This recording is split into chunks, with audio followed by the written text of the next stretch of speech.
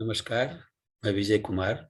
देश प्रदेश चर्चा श्रृंखला के आरंभिक कड़ी में आज अफगानिस्तान की बात कर रहा हूँ। अफगानिस्तान आज विश्व क्षितिज में सुर्खियों में है। कारण विदित है।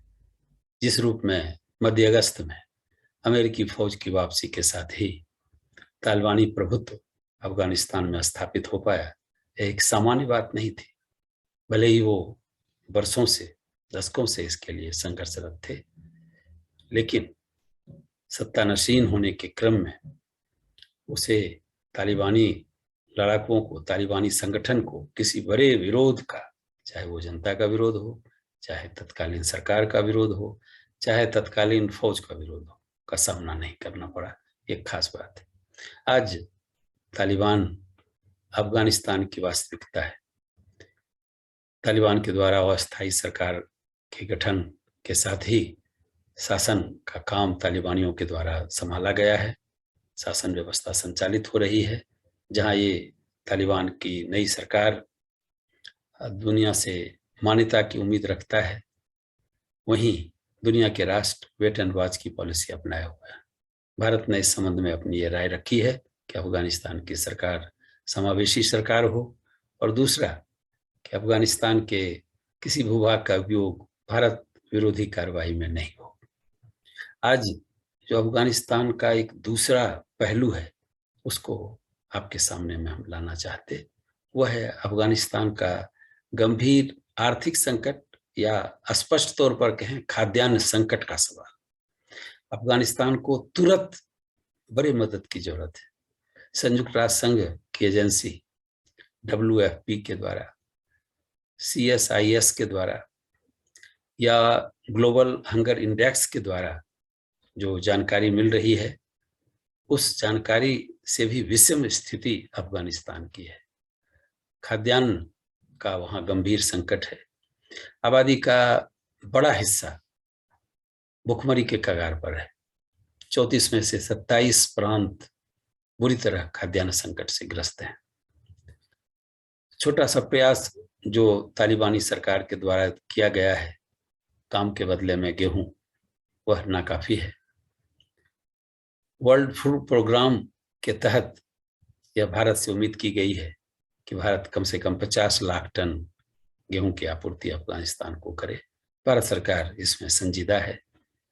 भारत सरकार ने इस प्रस्ताव को गंभीरता से लिया है। साथ ही यह सवाल भी रखा है कि इस तरह की कोई भी मदद संयुक्त राष्ट्र संघ के देखरेख में उपयोग में लाई जाए, या किसी स्वतंत्र एजेंसी के द्वारा इसके उचित वितरण को इंश्योर किया जाए। साथ ही भारत ने यह भी एक सुझाव दिया है कि यह अगर त्वरित रूप में होना है तो पाकिस्तान होते हुए जो बाघा अटारी बॉर्डर है, सड़क मार्ग से ये मदद अफगानिस्तान को पहुंचाई जाए।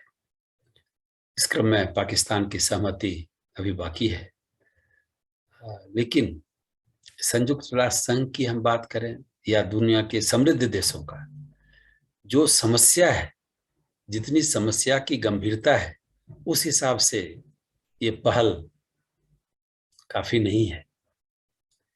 जो विचार हैं, जो प्रस्ताव हैं, जो तय हुए हैं बातें, उसको क्रियान्वित करने का सवाल है। अफगानिस्तान में एक एक दिन गंभीर होने वाला है खाद्यान्न संकट को लेकर के। माल न्यूट्रिशन की स्थिति काफी गंभीर है। अगर समय रहते उसकी व्यवस्था नहीं की जाए, उसका उपाय नहीं किया जाए, लाखों बच्चे काल कलवित हो सकते हैं। इस संबंध में संयुक्त राष्ट्र संघ को अभी तुरंत एक्शन के मोड में आने की जरूरत है। जहां तक अपने देश भारत की बात है, भारत शुरू से इसमें संजीदा है। भारत सरकार इसमें उम्मीद की जाती है कि जल्द से जल्द 50 लाख मीट्रिक टन गेहूं की आपूर्ति अफगानिस्तान को कर पाएगी, और दुनिया के लिए भी एक मिसाल पेश कर पाएगी। दुनिया में समृद्ध देशों के लिए भी वास्तव में एक चुनौती है।